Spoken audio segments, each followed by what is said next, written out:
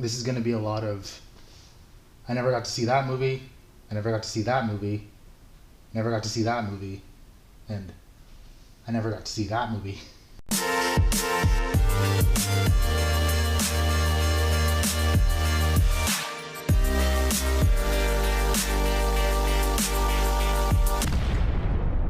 Hello everybody, and welcome to my YouTube channel, where our motto is, hello, welcome to YAN, we don't have a motto. Today we are going to be watching the honest trailer for Zootopia. Kidding. It's Oscars. Oscar season's coming up. It is on the 25th, I believe, which is 10 days from now, because I'm filming this on the 15th. So yeah, let's get right into the Oscars and have them talk about movies that I never got to see this year. Let's go. I'm sitting down today because why not?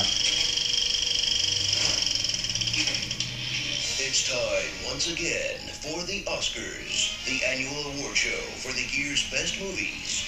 In a year where no one could visit to the movies. Since nothing can stop Hollywood's biggest stars from giving awards to each other, here are your honest nominees for this year's Best Picture. Prepare for a film about injustice, political activism, and social movements that couldn't have come at a more timely moment. Oscar season. The Oscar season. In Aaron Sorkin's first film to give the finger to historical truth since, well, his last 4 movies, featuring Borat's wackiest accent yet. Over the course of 10 days, the government called 37 witnesses. Eddie Redmayne's 3rd or 4th wackiest accent yet. Whether we're given permits or not, we're coming. And the guy from Succession doing an impression of Cheech and Chong at the same time. It's Tom Collins. I know it's kind of a country club drink, but they're delicious. So get inspired for more of the fast-paced Sorkin speechifying that can maybe almost change someone's mind about something if they were already open to the ideas in the first place and you caught them on a good day. Chicken soup for the liberal soul. Experience the I want to see story this. of Black Panther leader Fred Hampton, Snitch, in an intimate portrayal of the relationship between this backstabbing bullshitter and Jesse Plemons' latest white boy you don't want to mess with. Audiences with about as much knowledge of the Black Panther movement as Forrest Gump. Thought I had a familiar Black Panther party. That still definitely deserves a Best Picture nomination, but it's got to sting that Five Bloods got snubbed while Spike Lee's literal film student got in. You do know you can honor more than one black director at a time, right? At least nominate Delroy Lindo, you cowards.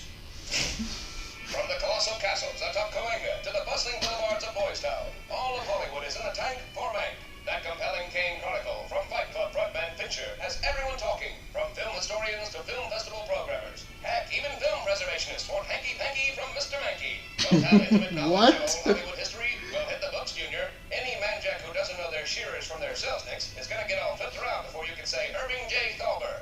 Oh, brother. Gary Oldman is the cat's pajamas as the man who put the Mank in Herman J. Mankiewicz, a fella who was half the actor's age when this all took place. Stop by the trailer for another layer of powder, Mr. Oldman. You'll get there. Plus, there's the lovely Lily Collins as Mank's secretary, who takes notes on all of his opinions. And the amazing Amanda Seyfried as Mank's friend, who listens patiently to all his opinions. And the transcendent Tuppence Middleton as Mank's wife, who sits quietly while he has his opinions. Great job, dames. Maybe you'll get some opinions of your own one day. After all, it's Tinseltown, where dreams come true. The most patient grandparent for a retro revisionist roller coaster ride of righteousness, relevance, and rebuke that may look like a classic film, but unfolds with all the aimless filler of a modern-day 13-episode Netflix show. Take that, Mr. Punisher. You've just been manked what good. Frank Mankers. I never watched it. Meet This I want to see too. a hardcore rocker who loses his hearing, which is a nightmare scenario for a musician, and I guess pretty bad for drummers too. Watch him go through the 5 stages of grief with an extended stop in anger. I'm dead. I'm dead. Yeah, take that, donut. You've had it too good for too long. In this shooting to win all of the Sound Awards, and continues the Whiplash tradition of angry drummer movies that deserve Best Picture but won't win. And hey, at least Riz Ahmed is the first Muslim to ever get a Best Actor nomination. So, That's good. We're still hitting these firsts after almost 100 years at the Oscars, huh? Good for us. Yay. Progress. Jam. It's progress. let Chloe Zhao's masterful direction sweep across the pristine beauty of America most of the time.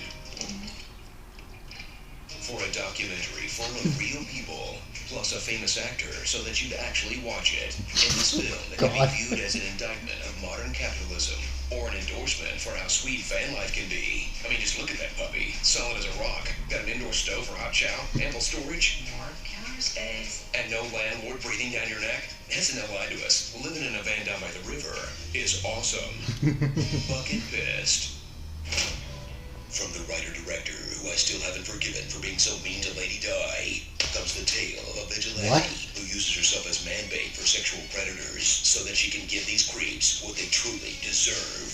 A stern talking to. Careful next time you go out, Neil. In this film, with parallels to another story about someone in makeup who hates society.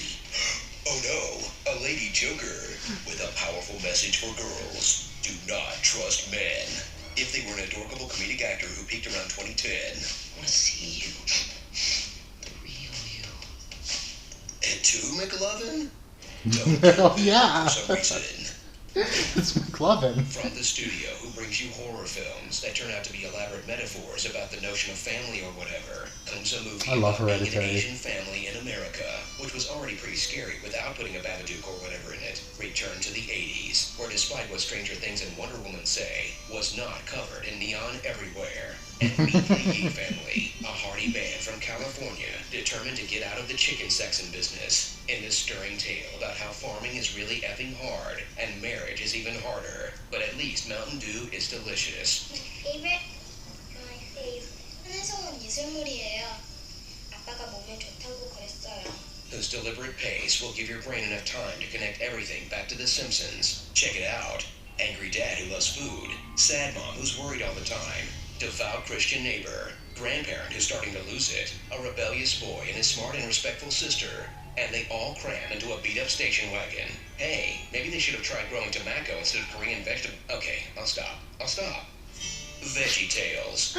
I want to watch this movie too. Anthony Hopkins gives the performance of a lifetime as an old man refusing help for the dementia that's slowly eating away at his mind. That's such a heartbreaking, torturous, and cruel portrayal of a legend's final days. There's no way you actually watched it. No. This year's been hard enough. Just go watch this TikTok to relax instead. Oh no. Never mind. The Downer. Oh god. Starring all the things you actually decided to watch this year. Live-action cartoons. Yep. Live-action cartoons we Yep. took way too seriously. Yep. All the new Netflix shows. All of the old Netflix shows. Yep. All of Netflix until all that's left is cooking and real estate shows. And he's not even eaten a taco before. You're a taco virgin. Yep. You gotta eat a taco with me. I gotta be your first taco. Okay, fine, those two. Lighting $60 on fire. Your Oh cat. yeah. And the wall you glare at during your neighbor's loud parties when you know they aren't socially distancing because that's a studio apartment. And I would love to have company too, but someone's being responsible because I haven't felt the warm touch of another human being in months because of this wasted year that's flashing before my eyes, Brad. The Oscars 2021. I don't care what the Academy says. This scene from Money Plane was the purest moment of joy I had at the cinema all year. Whatever you want to wager on, the money plane has you covered. You want to bet on a dude, an alligator. Money plane. Until next time. I never watched Money Plane, so I don't really get that. Yeah, no.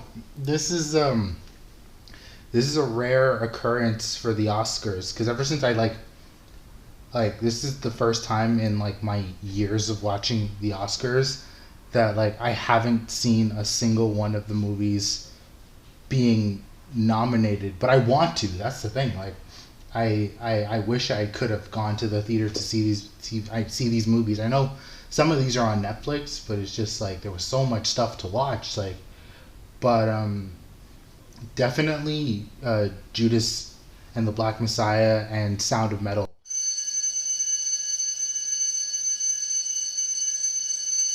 Day 2. Day 3. Many months later. One eternity later. So much later that the old narrator got tired of waiting and they had to hire a new one.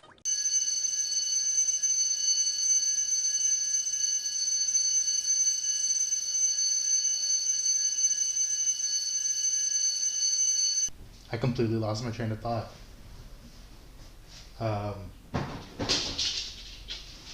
Yeah, the two movies. Okay, yeah, the two movies that I've been wanting to watch: Judas and the Black Messiah and Sound of Metal. And I know the whole thing about Lakeith Stanfield and David Kaluuya both being nominated for Best Supporting Actor, but then neither one of them was voted for Best Actor, which doesn't make any sense. Hey, Milo. Guys, if you can see Milo, this is Milo. But